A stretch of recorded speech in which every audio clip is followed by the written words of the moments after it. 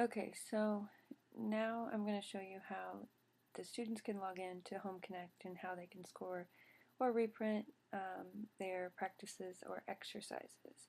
So since you've generated the Home Connect username and password, notice the web address at the top. That is what was listed on that sheet that generated their username and password. And I've just created a generic one so that I can show you as an example. So I'm going to log in, and this is what the students will see. I haven't taken any tests or anything since I just created this, but I'll just show you what it's going to look like and what to expect.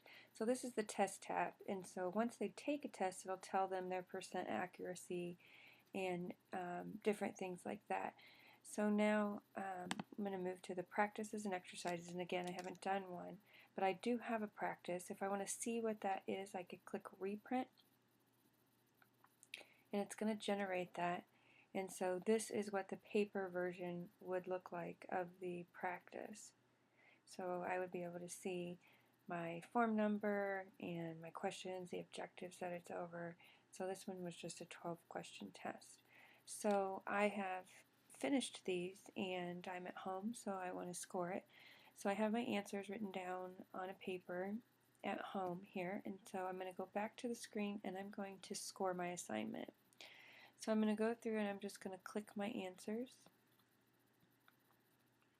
based on what I found. And then I will be ready to score it. I didn't number them, so I'm trying to work backwards here. Alright, so I'm going to score my responses.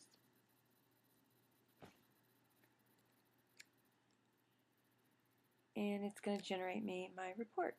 So it tells me that I answered number 1 incorrectly. The correct answer should have been B, and I put D, and I did that purposely. I missed a couple, or tried to miss one so that we could see what it looked like.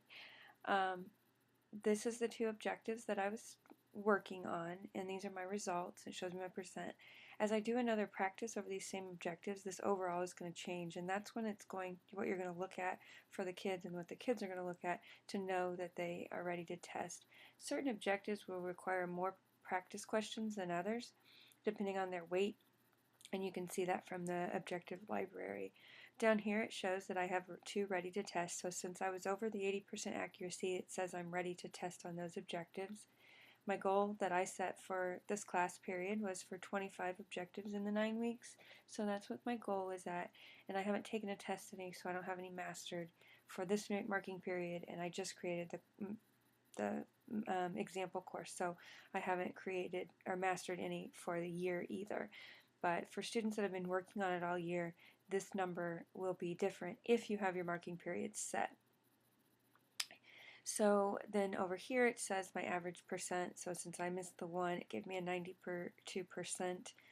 And this is a practice report, so I don't have my kids give it to me to sign. Tests, I do have them sign. But anyway, so this is a practice, and then as you can tell, it generates the next practice directly underneath. So it's the same form number. It's given me the different objectives that have been assigned to me, and then now I can start with number 13 since the last one went to 12, and I can go through and answer it. If I'm at home, I can just look at it on the screen. If I want to print it, I can print it from home, or at school, if I'm on a school computer, I could print it, or I can just work on it at my desk or at home and then score them online like I just did. Once I view it, then I'm done, and then now it shows me my data within my practice, and as it accumulates, that data will obviously change, but it'll always tell what current practice they're working on. If there's an exercise, it will show it down there. They always have the option to reprint to be able to pull the questions up and then to score the assignment through the graded response type problem. Here, that is my current marking period. I could change it to overall. That data is not going to change because I have not completed any in the first grading period for what my data is set at, since I just created this as a mock one. But you'll be able to see that within your kids. So this is, again, what the students view and how to score an assignment or to view one to be able to let them reprint it instead of for you having to do it if they have lost it. You can just tell them now, get on a computer. I have that web address posted large on a poster on my room so that they can see it.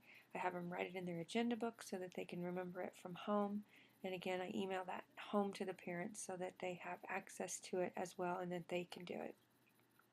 The other thing that is nice about this Home Connect is that up here in the right hand corner, once a child is logged in, they can have the parent click on email setup, and then they can fill out the information, and then every time their child scores their test, it will email them their results so that they know that they've worked on one that day in class, at school or during AIM or whenever it may be.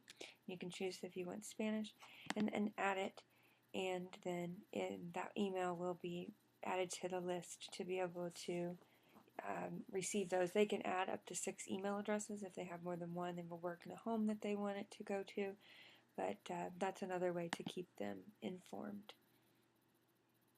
So again, the Home Connect and the practices, the test, it will show reports, but they cannot see their actual test online. That is something that does have to be done in the classroom, but they can see how many objectives that they have ready to test.